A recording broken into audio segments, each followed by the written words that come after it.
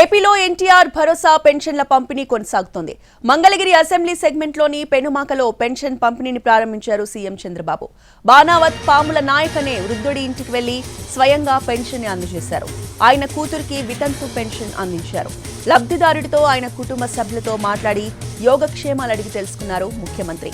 ఎన్నికల్లో హామీ ఇచ్చినట్టుగానే అధికారంలోకి రాగానే చంద్రబాబు పెన్షన్లను మరో 1000 రూపాయలు పెంచుతూ ఫైల్పై సంతకం చేశారు. వైసీపీ హయాంలో 3000గా ఉన్న పెన్షన్ను 4000 చేశారు. దీంతో పాటు 3 నెలల బకాయిలు కలిపి మొత్తం ఈసారి 7000 రూపాయల పెన్షన్ ఇస్తున్నారు. ఏపీలో 65,18,496 మంది పెన్షన్దారులున్నారు. 28 వర్గాలకు చెందిన అర్హులందరికీ కలిపి 4,408 కోట్ల రూపాయలను లబ్ధిదారులకి అందజేస్తారు. నెల నెలా పెన్షన్ చేతికివ్వడమే కాకుండా ఇచ్చిన పెన్షన్ ఎలాంటిదో ఎంత ఇచ్చారో కూడా వారికి రసీదిస్తారు. మరో రిసిప్ట్లో లబ్ధిదారుల సంతకం కానీ వేలిముద్ర కానీ తీసుకుని ప్రభుత్వానికి సబ్మిట్ చేస్తారు.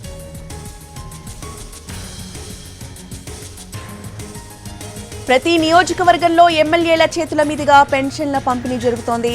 పిఠాపురం నియోజకవర్గంలో డిప్యూటీ సీఎం పవన్ కళ్యాణ్ పెన్షన్లు డిస్ట్రిబ్యూట్ చేస్తారు.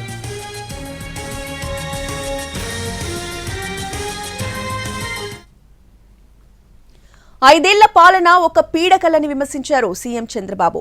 అందరూ గౌరవంగా బతకాల్సింది పోయి నిద్రలేస్తే ఎప్పుడు ఎవరొస్తారో అనే భయంతో గడిపారని తెలిపారు సీఎం. రాష్ట్రంలో గత ప్రభుత్వం భయంకర వాతావరణాన్ని సృష్టించిందని విమర్శించారు. అధికారుల నుంచి ప్రజల వరకు భయంతోనే బతికారన్నారు సీఎం చంద్రబాబు. 5 సంవత్సరాలు పరిపాలన ఒక పీడకల, రాష్ట్రాన్ని పట్టి పీడించి ఎన్ని ఇబ్బందులు కలిగించాలో ఈ విధంగా కూర్చొని ఆనందంగా మాట్లాడుకున్న రోజు కూడా లేదు. 5 ఏళ్ళు ఉందా ఎప్పుడన్నా అడుగుతున్నా.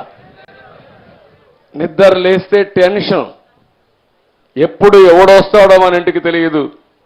మొన్నటి వరకు మా పోలీసులు గోడ దూకి వచ్చేవాళ్ళు, ఇప్పుడు గోడ దూకే పని ఉండదు. ఇంకెక్కడ అరెస్టుల కోసం ఎందుకు వచ్చారో తెలియదు.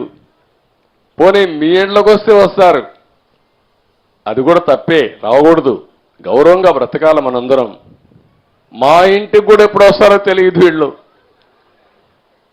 అంటే ఎంత భయంకరమైన వాతావరణం అంటే అంత భయంకరమైన వాతావరణంలో ఒక్కరని కాదు, అధికారులు అట్నే బతికారు, ప్రజలు